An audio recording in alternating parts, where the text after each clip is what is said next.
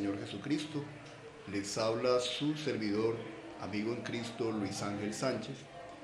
Y para mí es motivo de gran gozo poder estar aquí en este su programa, Luz resplandeció sobre ellos. Y bien, en el día de hoy quiero compartir con ustedes un tema de la palabra de Dios. Es referente a la Biblia, parte 1. Y quiero empezar en este momento, mis amados, definiendo lo que es el origen de la palabra Biblia, ¿cierto? Y tengo por acá un escrito, algo que he recopilado brevemente, que nos puede servir de gran ayuda. Dice que la palabra Biblia viene del origen griego biblios, que quiere decir papiro para escribir. Es una reunión de libros, ¿sí? Lo que quiere decir esta palabra como tal, es considerado el libro por excelencia.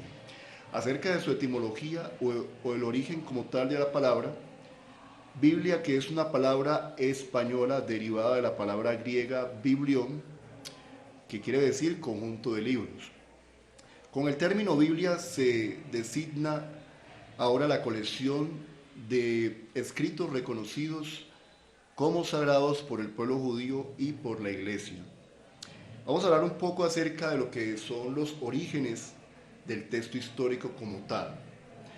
Lo que hemos encontrado oficialmente o inicialmente en los inicios de la historia de la humanidad fue la escritura sobre piedra o en roca a través de jeroglíficos, tablas de escribir, y tenemos varias evidencias. Tenemos una evidencia muy clara, lo tenemos en el libro de Isaías en el capítulo 30, gloria al Señor, que dice entonces de la siguiente manera.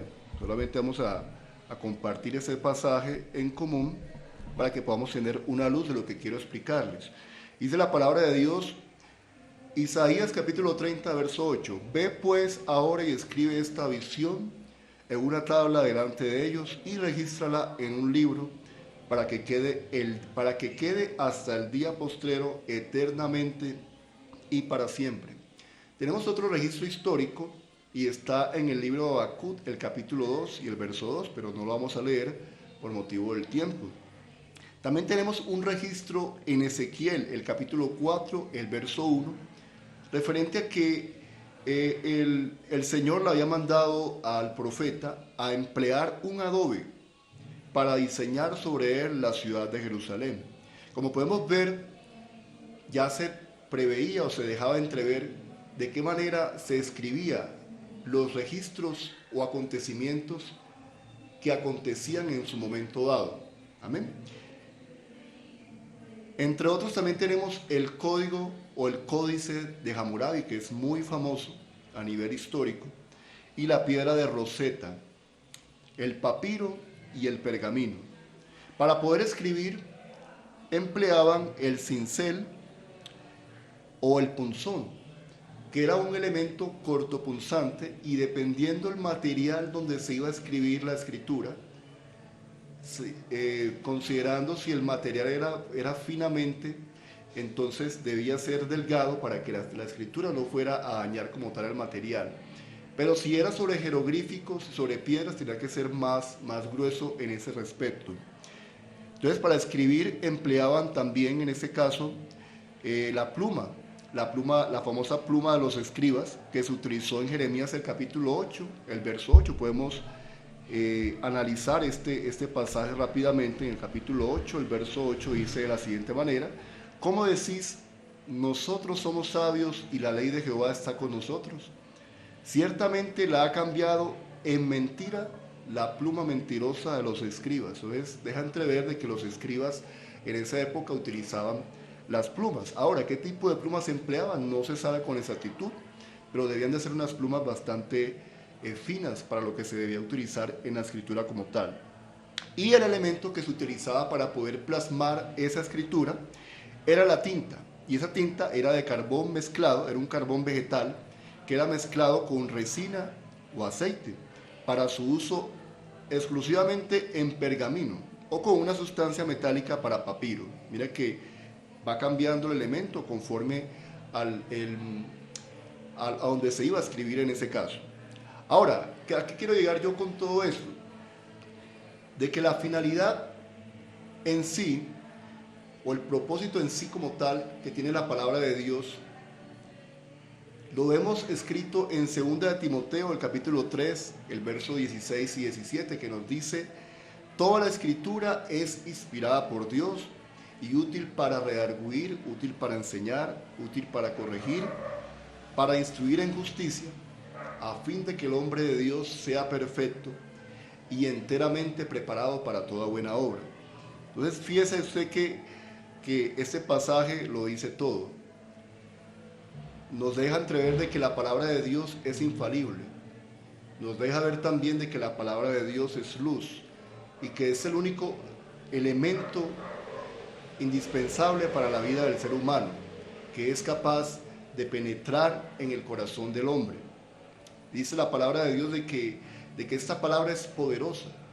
La Biblia dice que el Evangelio es poder de Dios para salvación a todo aquel que cree. También la Biblia dice, en 2 de Pedro dice de que tenemos la palabra profética más segura, en la cual hacemos el estar atento a ella, porque ella es como una antorcha que alumbra en lugar oscuro, hasta que el lucero de la mañana resplandezca en nuestros corazones. Y ese lucero de la mañana, valga la redundancia, es nuestro Señor Jesucristo. Es la palabra hecha carne. Y Él es el autor y consumador de la fe. Él es el autor intelectual de esta poderosa palabra. Amén. Entonces mire que la palabra de Dios tiene muchas funciones en común, en concreto. Si desglosamos este versículo que acabamos de leer, que extraímos de la segunda carta a Timoteo, hay muchos componentes, muchos elementos indispensables para la formación del ser humano. Mira que esta palabra, primero ante todo, es inspirada por Dios. El autor de esta palabra es quien la inspira, porque nunca la profecía fue traída por voluntad humana, sino que los santos hombres de Dios hablaron siendo inspirados por el Espíritu de Dios. Y esta palabra tenía la facultad de enseñar, tenía la facultad de redarguir, que si en algún momento dado usted y yo nos sentimos redarguidos por la palabra, es porque el Espíritu Santo nos guía a toda verdad, nos guía a todo conocimiento. Esta palabra también nos corrige en nuestro andamiaje, en el camino que llevamos en nuestra vida. Y valga la redundancia, quiero ser claro en eso, el único camino que hay es el Señor Jesucristo. Es el camino en el cual estamos nosotros perseverando. Y en ese camino es camino de valientes. Es un camino donde si nos caemos, nos levantamos nuevamente. Y en base a ese error que hayamos cometido, el Señor nos corrige y nos da las pautas para poder seguir adelante. Aparte de corregir, también nos instruye en justicia. La Biblia dice: lámpara es a mis pies tu palabra y lumbrera a mi camino. La ley de Jehová es perfecta, que convierte el alma. Pues mire que no es cualquier libro. Quiero enseñarles este libro aquí. No es cualquier libro, porque hay libros en el mundo a por doquier. Hay diferentes autores que se jactan de pronto de tener cierta exclusividad al publicar ese libro o esa impresión de esa literatura como tal. Y puede que de pronto tengan en un sentido algo de importancia para la formación del ser humano, pero nunca va a poder darle sentido real a la vida. Y eso es la palabra de Dios. Esta palabra de Dios tiene gran poder. Tanto así que aquellos hombres, aquellos soldados que habían sido mandados por Poncio Pilato en aquella época, cuando ellos fueron a darle cuenta a Poncio Pilato o al que estaba en esa época como gobernador de Judea, a Herodes, y Herodes les dice que por qué no pudieron apresar, y los soldados simplemente tuvieron que decir: es que nunca hemos oído hablar a hombre así. Porque es que realmente el autor de esta palabra es un autor que vive. Es un autor que él un día dijo: me voy a morir, voy a ir al Calvario, a morir por toda la humanidad. Pero no solamente voy a morir, sino que voy a ir al sepulcro y al tercer día me levantaré de los muertos. Y Él está aquí en medio nuestro. y Él es el autor y consumador de la fe. Él es el autor y consumador de esta poderosa palabra de Dios. Vemos entonces que el propósito en sí es de llevar al hombre a ser formado en justicia, con el fin de que éste llegue a ser perfecto, porque ese es el propósito como tal en sí del Evangelio, a que alcancemos la semejanza de nuestro Señor Jesucristo. Nunca que lo igualemos, sino que a que seamos semejantes a Él. Entonces, contamos con esta poderosa palabra, y el Señor Jesucristo también nos insta. En San Juan, el capítulo 5, el verso 39 dice: escudriñad las Escrituras, porque a vosotros os parece que en ellas tenéis la vida eterna, y ellas son las que dan testimonio de mí. Amén. Entonces, vamos en este momento a compartir rápidamente unos datos muy interesantes referente a esta palabra, a esta Biblia con la cual contamos hoy en día. Y dice que el primer libro impreso de la palabra de Dios fue la Biblia de Gutenberg. Tome nota si quiere, en el año 1455. Fue la primera Biblia, la primera versión que fue como tal impresa. Dice que esta palabra, este libro es traducido a más de 2.550 lenguas. Entonces mire que llega a todo el mundo. La Biblia dice de que será predicado el Evangelio del Reino a todo el mundo, sobre todos los rincones de la tierra. Por lo tanto, pues no habrá ninguna excusa. Y es el libro más vendido a nivel mundial. Y aparte de ello, también aparecen varios registros en el libro de los Guinness World Record, el famoso libro de los récords Guinness. Entonces mire que no es cualquier libro el cual estamos nosotros promocionando, o el cual estamos nosotros en este momento enseñando o dando a conocer, sino que es la poderosa palabra del Evangelio de nuestro Señor Jesucristo.